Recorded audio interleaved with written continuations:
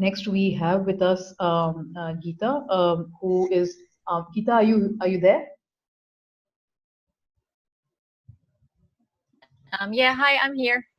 Okay, great. So thank you so much for joining us. And just a little bit of an introduction to Geeta. Geeta Syarani, she's the co-founder of Hutan Itu Indonesia, which is basically Forests Indonesia. And she's also the executive director to the Secretariat of Sustainable District Association.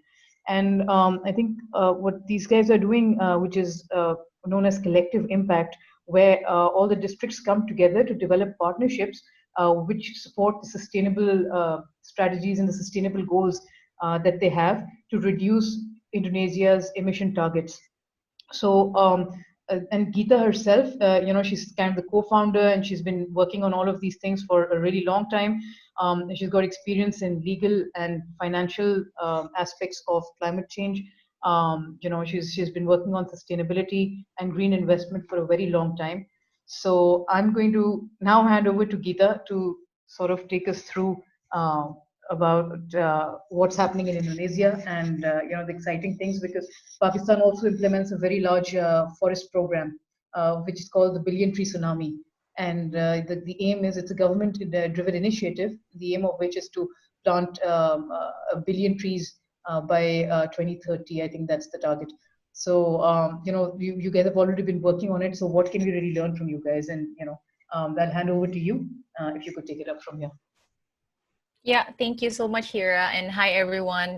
This is a very special opportunity as well for us to be able to share what we've learned so far in terms of how do we try to build momentum, and also how do we maintain movement that are not only um, large in terms of quantity, but also has a good longevity, as what was mentioned by the previous speaker as well. You need to be able to actually identify how do you keep the momentum going, even if when the going it's very, very, very tough.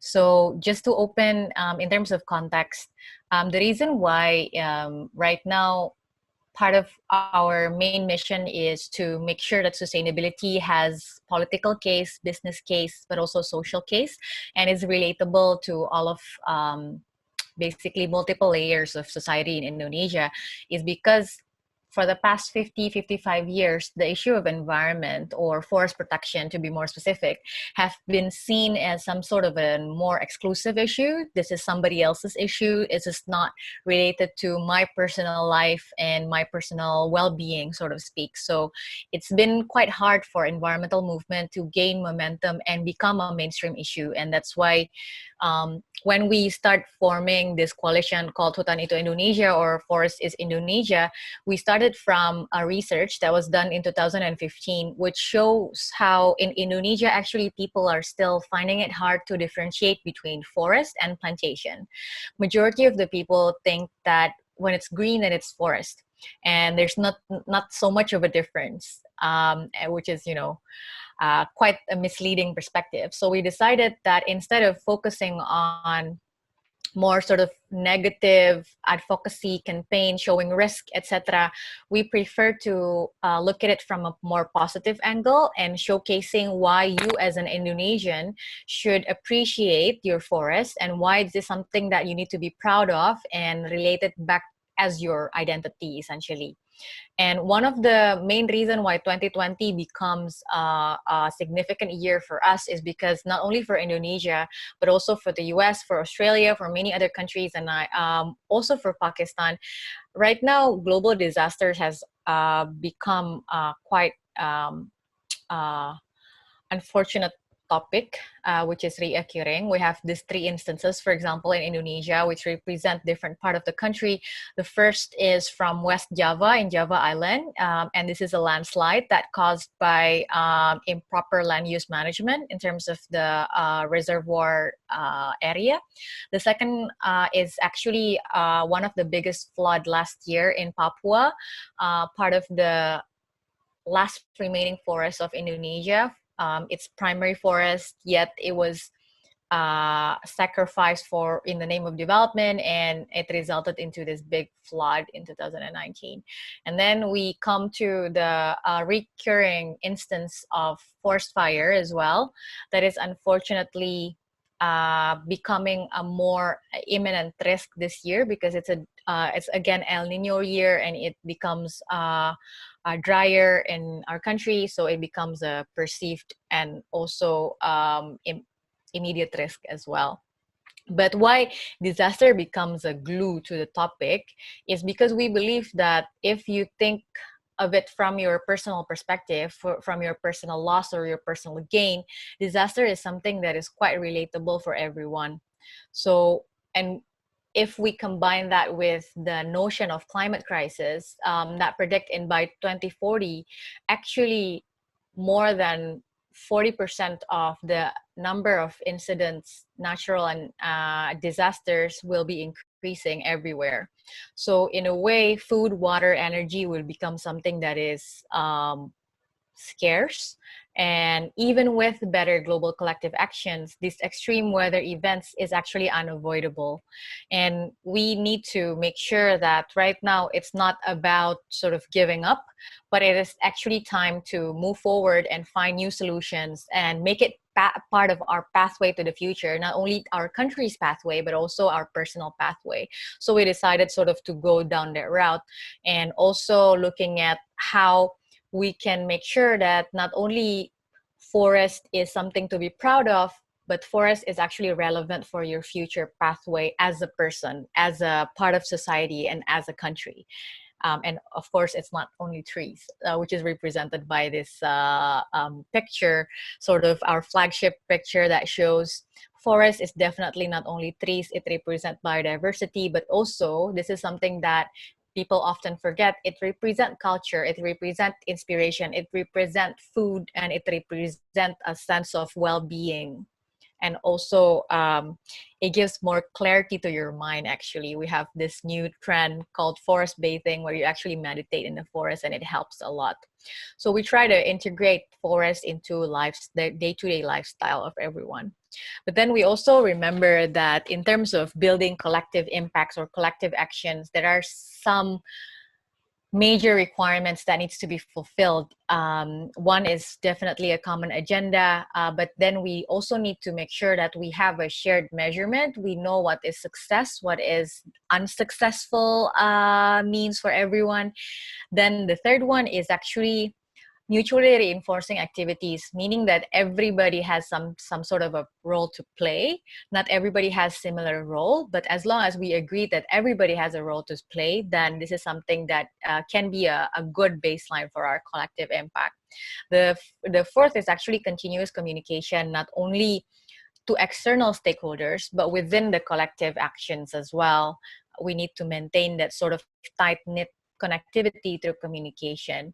And the fifth, and also something that is often forgotten, is the need for backbone support. So I guess what's relevant for the challenge today is that if you put yourself as a backbone support, the one that organize all these collective actions, and try to build a pathway towards a successful collective impact, then what do you do as a backbone team? That's also something that is of significant.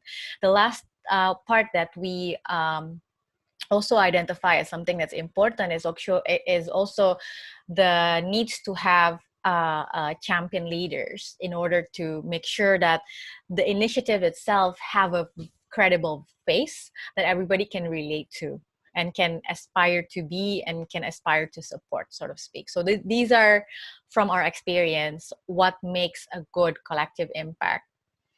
Now, going back to the elements of collective impact, what we learned so far is that it's very important for you to be able to harness the power of everyone. But in order to harness that type of power, you need to be very clear about the call of action and what can everybody do. Sort of going back to the theme of mutually reinforcing activities, the call of action needs to be very clear.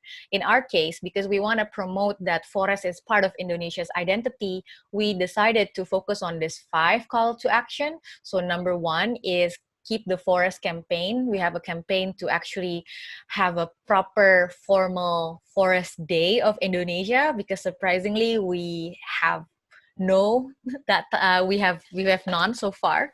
So that's one campaign. So you can sign a petition, and we would advocate to the government to actually issue a formal National Forest Day. The second one is that we actually promote your role, individual role, to become a promoter, a communicator of the forest itself by sharing stories from the forest, either things that you experience yourself because you live near a forest or around a forest, or things that you look at from other sources. As long as you keep on circulating that type of news, and you maintain the sharing component, then you're already participating in this movement.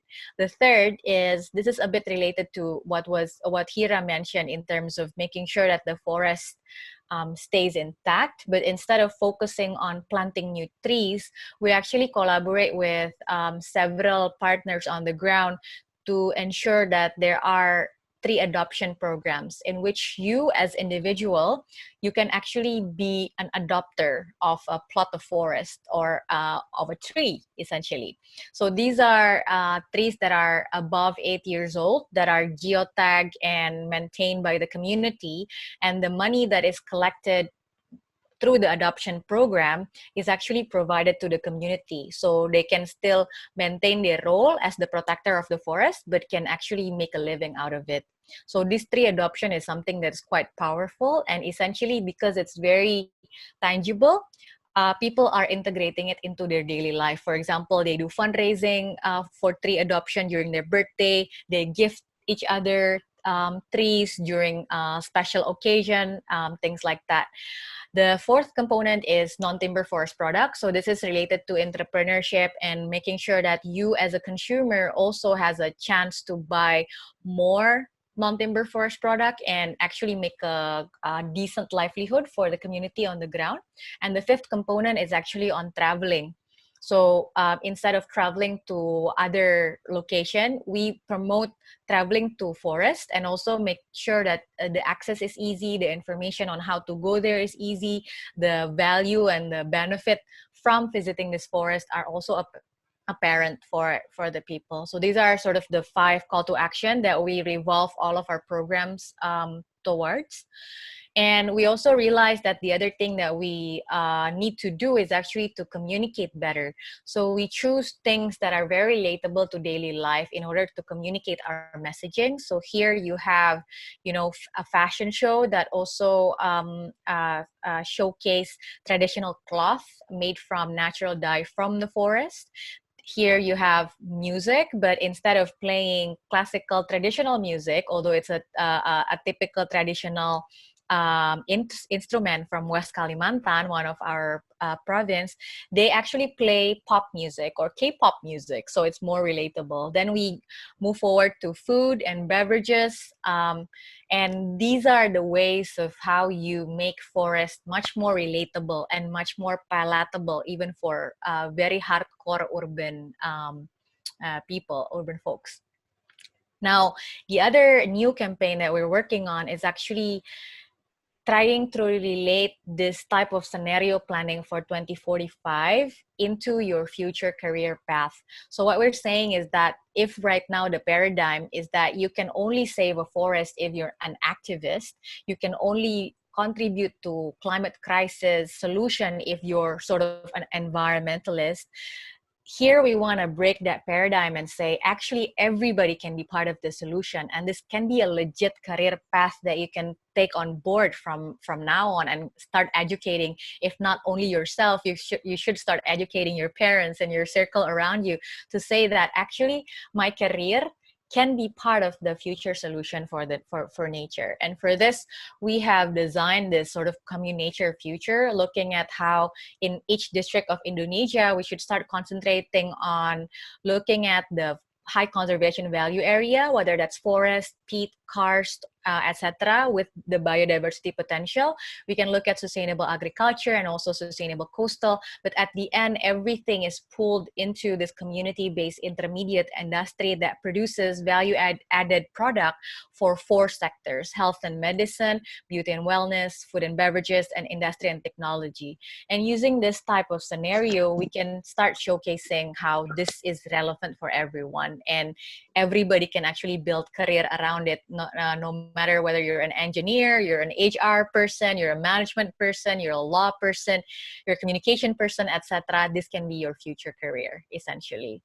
Yeah, so I think this is our campaign. Right now, we have the petition for Indonesia National Forest Day have reached almost 2 million signatories. So fingers crossed, maybe we can get it on board this year.